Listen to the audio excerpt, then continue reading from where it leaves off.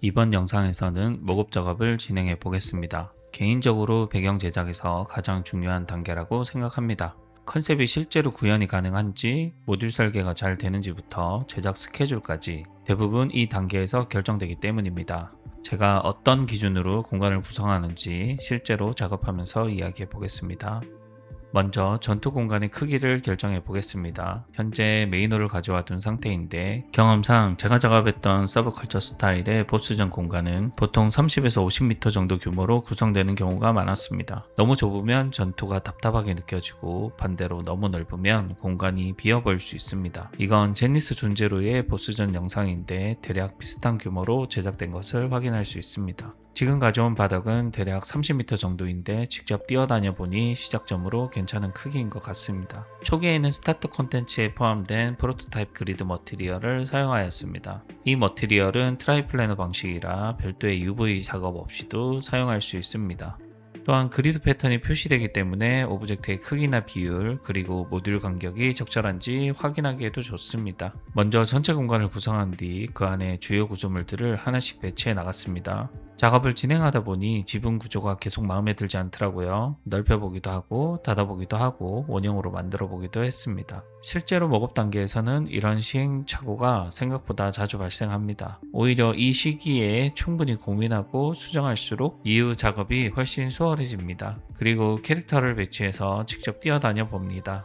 사람이 상상하는 공간과 실제로 캐릭터가 움직이는 공간은 생각보다 차이가 큽니다. 동선이 어색한 곳은 없는지, 시야가 답답하진 않은지, 전투가 가능할 정도로 충분한 공간인지 계속 체크해 줍니다. 바닥 부분도 조금씩 라인을 나누면서 나중에 트림 시트가 들어갈 위치를 미리 생각해 둡니다. 이번 컨셉은 AI로 빠르게 뽑아온 시안을 기반으로 시작했는데 실제 공간에 적용해보니 안 맞는 부분이 꽤 있었습니다. 그래서 작업하면서 디자인도 계속 수정됐습니다. 벽 트림의 간격이나 비율, 기둥의 형태 등이 여러 번 조정됐습니다. 동시에 모듈 구조도 계속 신경 써줍니다. 크기와 비율을 체크하면서 실제로 조립이 가능한 형태인지 확인합니다. 벽 기둥과 메인 기둥의 디자인도 조금 다르게 만들어 주었습니다. 모든 구조물이 같은 형태면 공간이 단조롭게 느껴질 수 있기 때문입니다. 그리고 현재 빛이 천장 개방부에서만 들어오고 있어서 벽면 일부도 개방해서 빛이 들어올 수 있게 수정했습니다. 이제 모듈과 에셋들을 분리해서 엔진으로 가져오겠습니다. 이후 작업자들에게 바로 전달할 수 있도록 폴더 구조와 에셋 네이밍 규칙도 함께 정리해 둡니다. 이렇게 구성해두면 작업자들은 정해진 규칙에 맞춰 일관된 네이밍으로 작업할 수 있고 자신이 맡은 에셋만 개별적으로 수정 및 갱신할 수 있습니다. 덕분에 레벨 작업과 에셋 작업을 병행할 수 있어 여러 작업자가 동시에 작업하더라도 충돌을 최소화할 수 있습니다.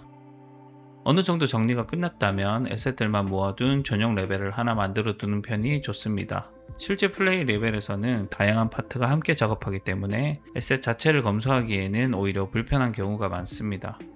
그래서 저는 별도로 오버뷰 레벨을 만들어 모듈과 에셋들을 한 곳에 모아두고 관리하는 편입니다. 이렇게 해두면 에셋 상태를 한눈에 확인할 수 있고 누락되거나 문제가 있는 부분도 빠르게 체크할 수 있습니다.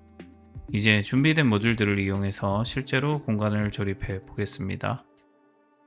모듈을 조립하는 동안 프로젝트에서 사용할 기준들에 대해 설명드리겠습니다.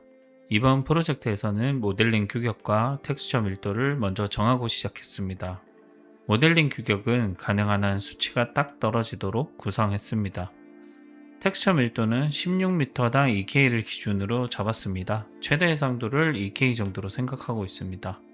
이런 기준을 미리 정해두면 전체 에셋의 밀도를 일정하게 유지할 수 있습니다. 예전에 어떤 프로젝트에서는 문 전체에 2K 텍스처를 사용하면서도 아주 작은 손잡이 하나에도 별도의 2K 텍스처를 사용하는 경우를 본 적이 있습니다. 이렇게 작은 부분에 2K를 할애하면 안 되겠죠. 이런 문제가 생기지 않도록 텍스처 밀도 기준은 미리 정해두고 공유하는 편이 좋습니다. 모듈을 제작할 때는 피벗 위치도 미리 규칙을 정해두는 것이 좋습니다. 저는 보통 바닥에 놓이는 에셋은 하단 중앙에, 벽이나 코너 모듈은 모서리를 기준으로 피벗을 배치하는 편입니다. 피벗 규칙이 통일되어 있으면 스냅 배치가 쉬워지고 작업자마다 배치 방식이 달라지는 문제도 줄일 수 있습니다. 또한 나중에 빌딩 제너레이터나 자동 배치 툴을 사용할 때도 유리합니다. 이런 툴들은 대부분 피벗 위치와 모듈의 크기를 기준으로 동작하기 때문에 재사용성과 확장성이 좋아집니다. 당장은 티가 나지 않더라도 프로젝트 규모가 커질수록 이런 규칙들이 큰 차이를 만들어냅니다. 여기까지 정리가 되면 작업 규모가 어느 정도 보이기 시작합니다. 어떤 에셋을 내부에서 제작할지, 어떤 에셋을 외주로 넘길지 판단할 수 있고, 필요한 모듈과 에셋 수량도 정리되기 때문에 대략적인 공수 계산도 가능해집니다. 그에 따라 작업자 배분이나 일정 예측도 훨씬 수월해집니다. 매니저가 언제 끝나나요? 라고 물어봤을 때 해봐야 알겠는데요? 보다는 현재 작업량 기준으로는 약 3주 정도 예상됩니다 라고 이야기하는 편이 더 신뢰를 줄 수 있습니다. 생각보다 이런 식으로 근거를 가지고 일정을 이야기하는 분들이 많지 않습니다. 그래서 목업 단계가 중요합니다. 결국 목업은 단순히 형태를 잡는 작업이 아니라 무엇을 만들어야 하는지 정리하고 얼마나 걸릴지 예측하며 제작 일정과 리소스를 계획하는 과정이라고 생각합니다. 모듈 조립이 끝났습니다. 이처럼 모듈 단위로 분리해두면 필요한 부분만 수정하거나 교체하기가 훨씬 편합니다. 추가로 룸에는 서페이스 캐시를 기반으로 GI와 반사를 계산합니다. 그래서 너무 크거나 복잡한 통합 메시는 서페이스 캐시를 생성하거나 갱신하는 데 불리할 수 있습니다.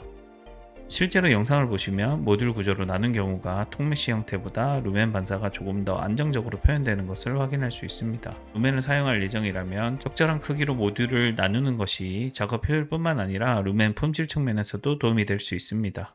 참고 정도로만 알아두시면 좋을 것 같습니다. 그럼 여기까지 목업과 모듈 작업을 마무리하겠습니다. 준비한 영상은 여기까지입니다. 생각보다 작업 범위가 커져 여러 편으로 나누어 진행하게 되었습니다.